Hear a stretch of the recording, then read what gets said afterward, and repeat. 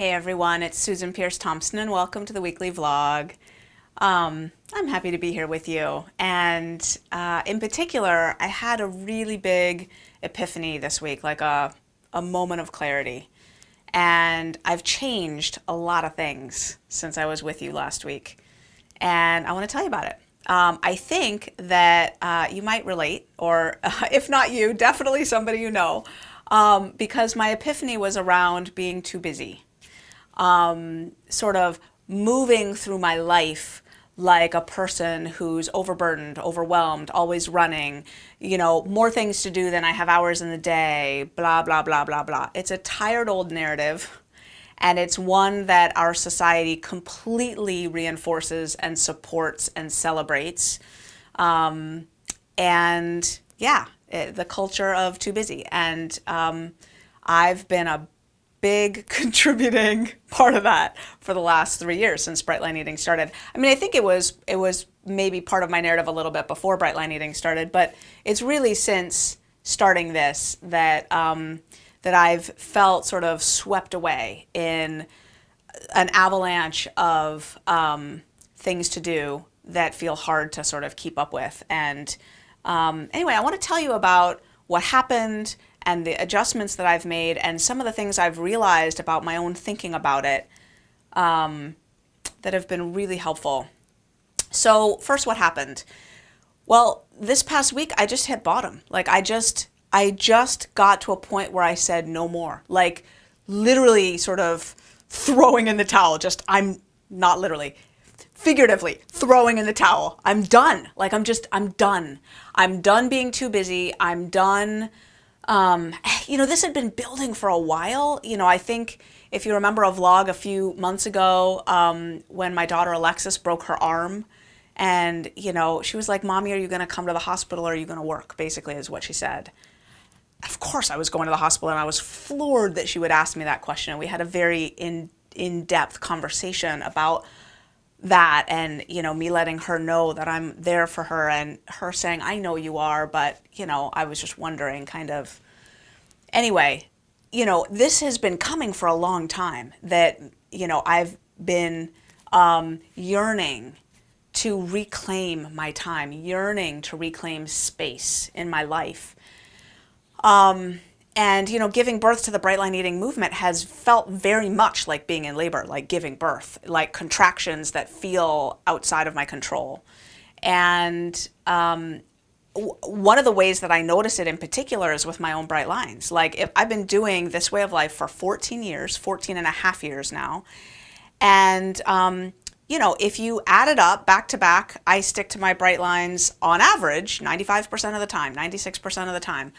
But there have been pockets where, 6 years have gone by and I haven't broken my bright lines once, like not a single baby carrot off my food plan, not a lick of a spoon off my food plan for 6 years, and other stretches of 2 years and 1 year and 2 years. And, and then the last 2 years in particular, it's been more like on and off, on and off, on and off. And I get back on track super fast, and it's been super helpful to learn about resuming in a really sort of gentle, loving, graceful way, which isn't really the history that I come from. The 12-step program that I was in didn't spend a lot of time talking about the process of resuming and how do we treat ourselves when we are resuming. And so it's been helpful, and I'm over it. Like I'm so over it. I'm a 10 plus plus plus on the susceptibility scale. You might as well call me a 45 on the susceptibility scale.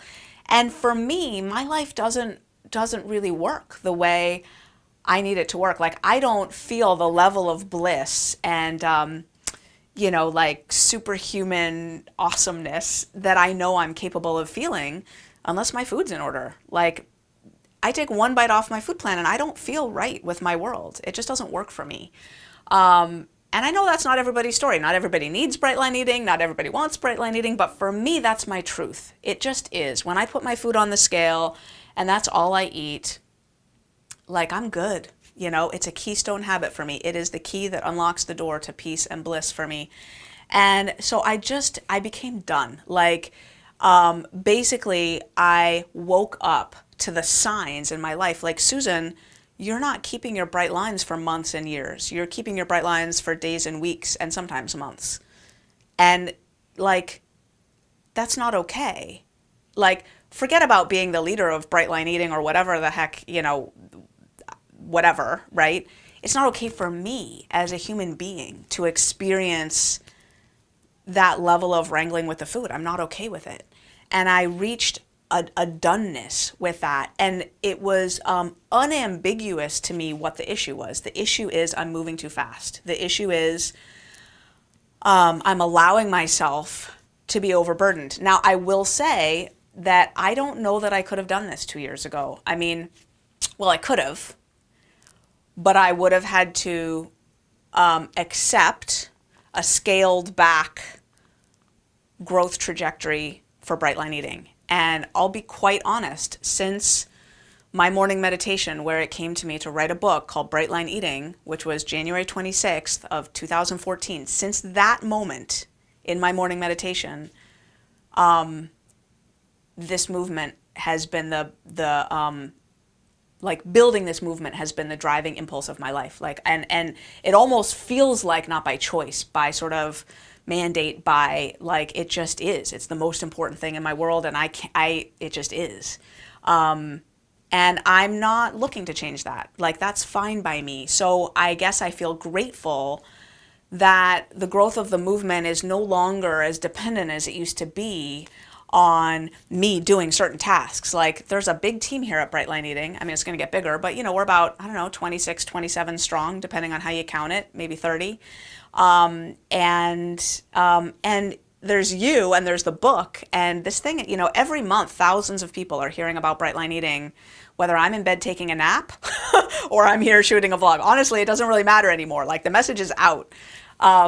So in that way, it was a good time for me to have this realization that I need to slow down. In another way, it was a very bad time because I've got like just a ridiculous amount of travel on my docket until February. And I know those trips throw me off. Like, I just know they do. And I'd been thinking that I want to make this change, and we're moving. Great. And we have to sell our house. Great. And do a bunch of remodeling before we can sell it, because it's not really in any kind of shape to sell. Great. So I know enough about life to know that those are a lot of stressors to have in the mix. And this epiphany that I had today of being done with being too busy was definitive. It was like, I don't care that I'm traveling. I don't care that we got to fix up the house to sell it, to move. I don't care. Like, I'm done being too busy. I'm done. It stops here. It stops here. And here's what I realized in the wake of that. First, I realized that I need to say no to a lot more stuff. Like, unequivocally say no to a lot more stuff. First thing I did was cancel a trip that I had the next week to New York City. Did I want to go? Yeah. Was I going to meet a lot of great people? Yeah. Canceled it. Done. Not essential.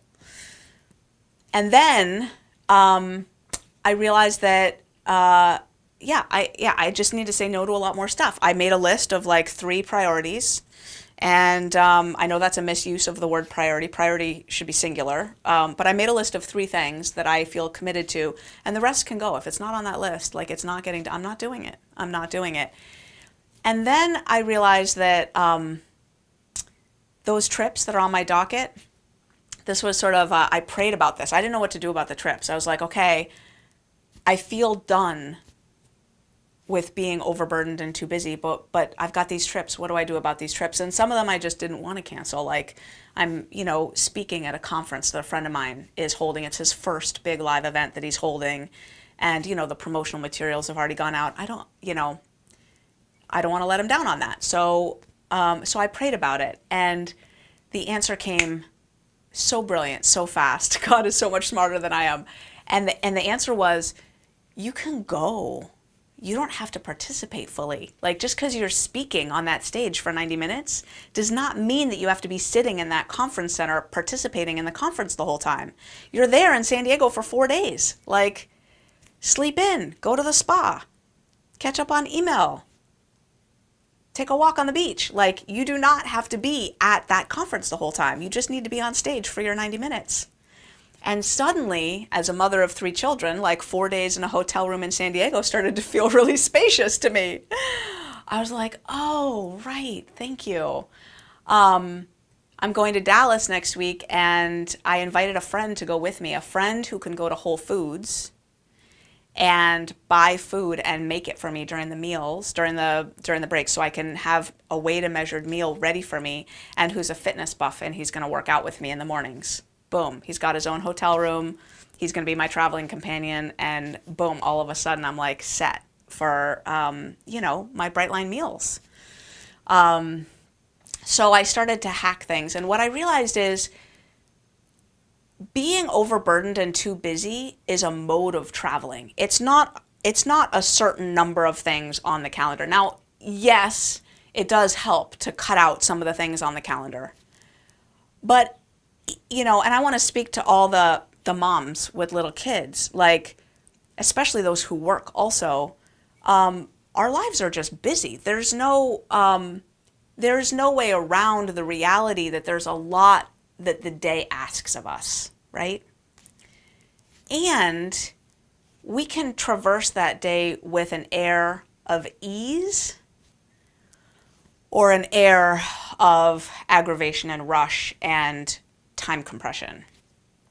We can allow our time to be expansive, or we can feel it closing in on us. And that's really our choice.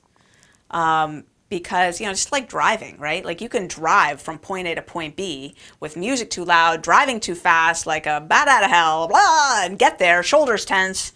Or you can drive from point A to point B relaxed, maybe listening to silence or maybe some, Gregorian chants or something, and sort of settle in with shoulders dropped, let your shoulder blades drop back and arrive just about at the same time with a whole different feeling. I mean, honestly, some of my most blissful spiritual moments are while I'm driving, and I just see the vista and the beauty, and it just takes my breath away, and I feel so connected and so just in love with being alive. So it's a mode of traveling. It's a mode of traveling.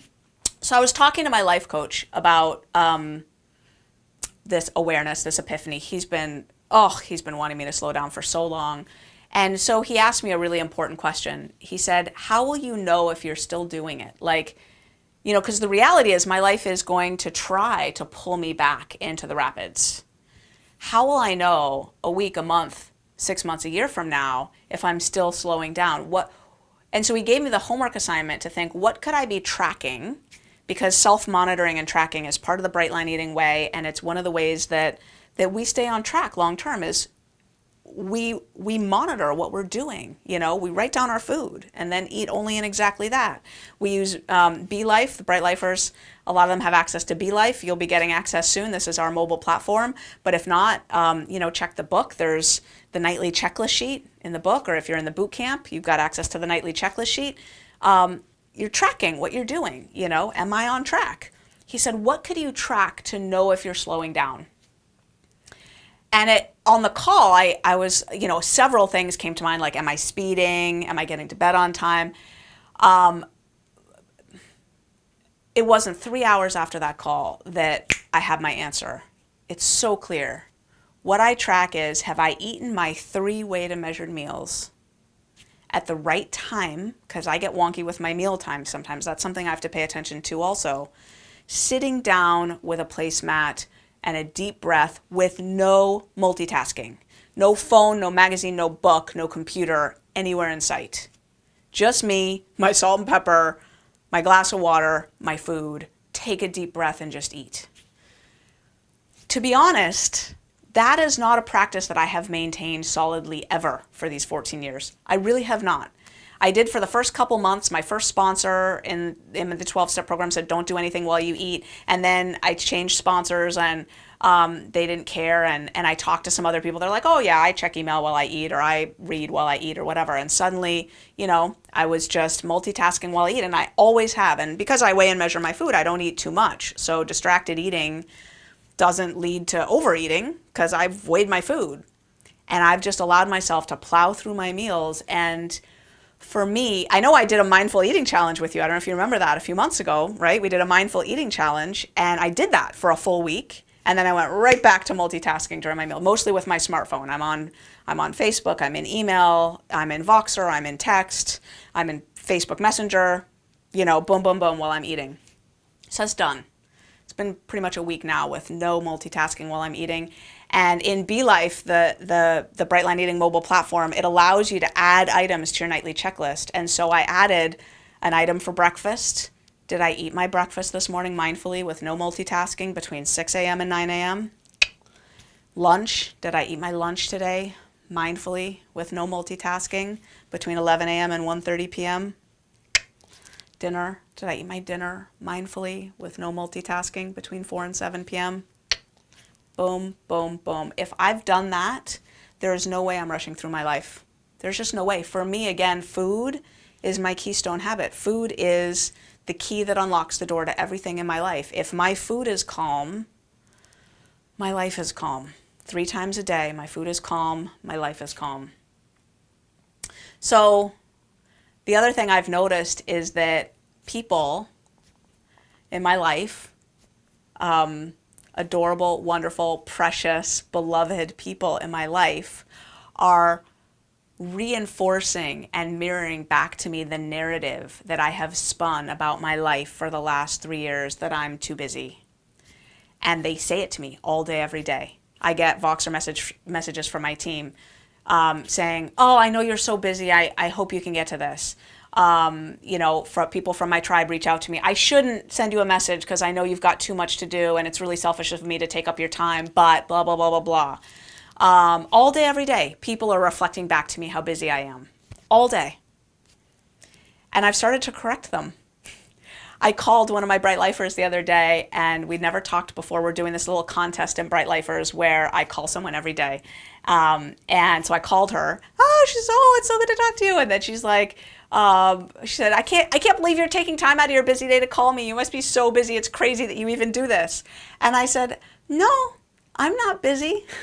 I've got actually a lot of space in my day today, and it's really nice to talk to you. I'm correcting people every single time. No, I'm not busy. No, I'm feeling actually really quite spacious. This week I have gotten a foot massage.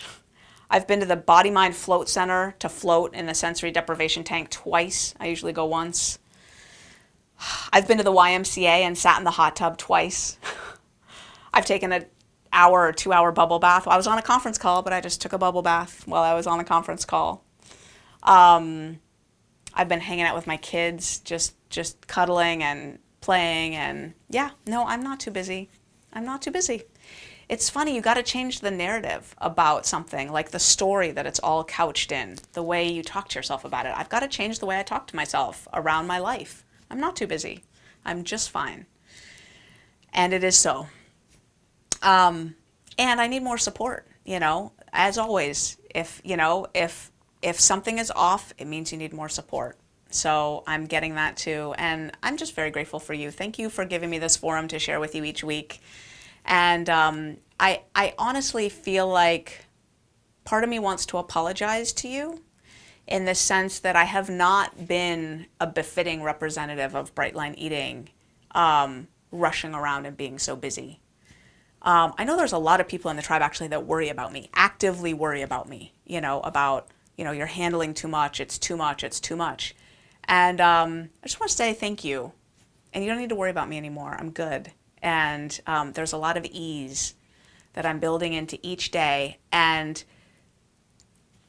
anyone who's done Brightline Eating, if you've done Brightline Eating, really done it, you know that the feeling of it is one of peace and freedom and spaciousness. Like when you get your food on the scale and you're in a rhythm of eating only in exactly what you've written down in your little journal or in your BeLife app, if you're in the rhythm of just doing that, there's a bliss and a spaciousness that comes with that that's just incomparable. And I feel committed to being an example of that.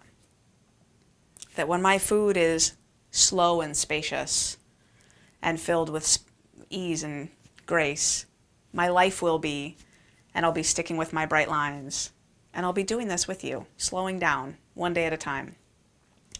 So if you're swept away with the busy, busy, if you want to just pull out of that white water and settle into this eddy that I'm in here, it's kind of nice. It's a little bit warmer and it's definitely less tumultuous. And I'm just going to be chilling over here in this eddy. So that's the weekly vlog. Thanks for letting me share my epiphany this week. I love you very much, and I'll see you next week.